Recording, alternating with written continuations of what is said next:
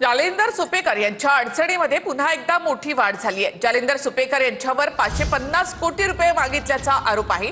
अमरावतीमधील कैद्याच्या वकिलाचा जालिंदर सुपेकर यांच्यावर मोठा आरोप। ॲडव्होकेट निवृत्ती कराड यांनी सुपेकर यांच्यावर गंभीर आरोप केले। अनेक वर्षांपासून नानासाहेब गायकवाड आणि गणेश गायकवाड तुरुंगात आहेत। 2023 मध्ये अमरावती तुरुंग उपमहानिरीक्षक असताना पैसे मागितल्याचा आरोप आहे। कैदी गायकवाडांकडून जालिंदर सुपेकरांनी 550 कोटींची खंडणी मागितल्याचा आरोप आहे। नानासाहेब गायकवाड आणि गणेश गायकवाड हे अमरावती तुरुंगात होते।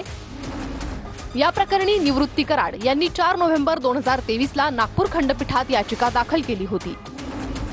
550 कोटीत निपटवून टाकतो अन्यथा अमरावती तुरुंगात मरा अशी सुपेकरांनी धमकी दिल्याचा आरोप आहे।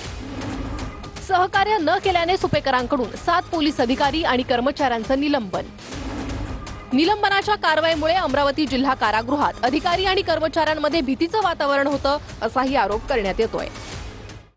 1960 ला ते जेलमध्ये सकाळी 9 वाजता गेले असता त्यांनी एक विशेष कक्षामध्ये नानासाहेब गायकवाड गणेश गायकवाड यांना बोलवून त्यांना तिथं धमकावलं। तुझ्याकडे 1,500 कोटीची प्रॉपर्टी आहे, हे सगळं प्रकरण मी तुला सॉर्ट आउट करून देतो, मला 550 कोटी रुपये दे।